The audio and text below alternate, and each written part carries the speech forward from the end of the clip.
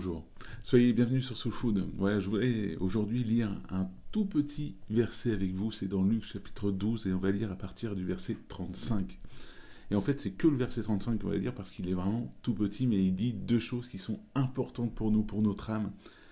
Restez en tenue de travail, gardez vos lampes allumées.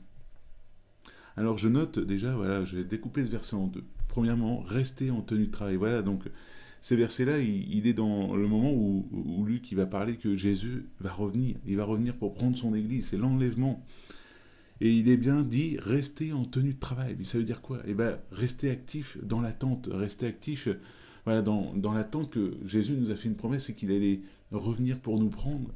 Et on doit rester actif, on ne doit pas juste dire, bon, ça y est, le Seigneur revient, j'ai pas besoin de faire ça ou quoi que ce soit, de toute façon, il revient bientôt. Non, continuons de travailler pour Dieu, continuons de partager la bonne nouvelle de Christ, continuons de partager ce que Dieu veut faire dans la vie des gens qui sont autour de nous. Soyons ses disciples, ses témoins vivants pour Christ.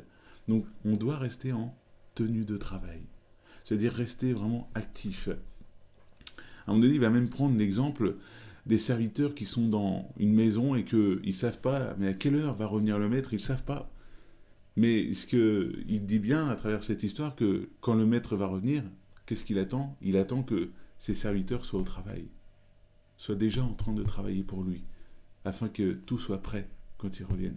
Donc pour nous, je pense que c'est un bon avertissement pour nous, restons en tenue de travail. Continuons de partager la bonne nouvelle. Je sais que peut-être que toi, voilà, je te donne une petite astuce, mais quand vous avez vos temps de lecture pendant la journée, ou qu'importe, peut-être que même quand tu entends la prédication, que ce soit le dimanche ou autre jour, si tu reçois des paroles, ces paroles que tu reçois, elles ne sont pas que pour toi non plus. Elles sont aussi pour les gens qui sont autour de toi. Alors quand tu reçois des paroles de Dieu, n'hésite pas à les partager à quelqu'un qui aurait besoin d'en entendre parler autour de toi. C'est comme cela aussi que tu travailles pour Dieu. Et en plus, continue de servir Dieu dans ce qu'il t'appelle.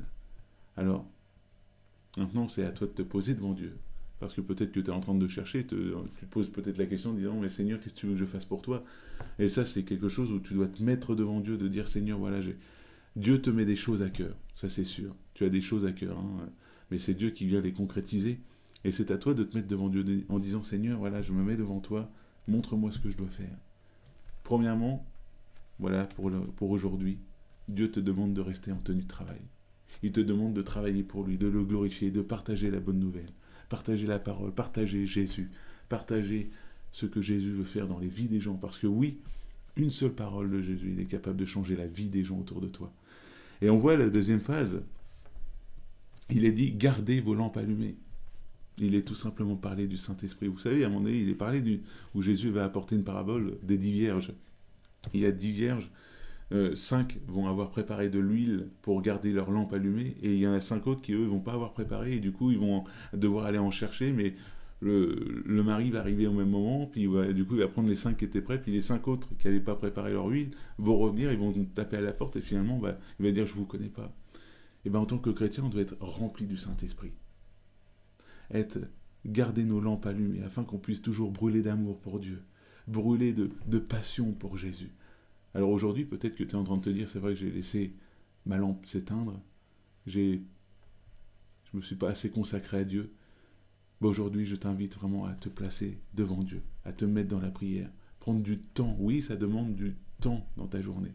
Ça va demander à ce que tu parles avec Dieu, que tu lui demandes, Seigneur, viens réanimer ma flamme du premier amour pour que je puisse te servir.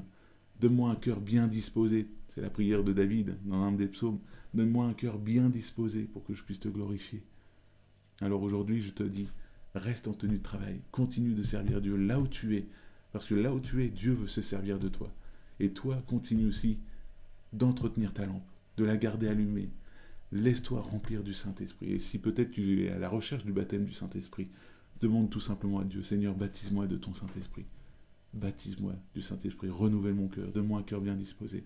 Et tu verras que Dieu le fera parce que c'est sa volonté pour toi, que tu sois rempli du Saint-Esprit. C'est sa volonté pour toi. C'est une promesse sûre et certaine pour toi. Alors aujourd'hui, c'est le seul conseil que je vous donnerai. Luc chapitre 12, verset 35. Restez en tenue de travail, gardez vos lampes allumées. Que Dieu vous bénisse, je vous dis à la prochaine. N'hésitez pas à mettre un petit like, un commentaire pour me dire ce que vous en avez pensé, et partagez cette vidéo à quelqu'un qui en aurait besoin de l'entendre. Soyez bénis.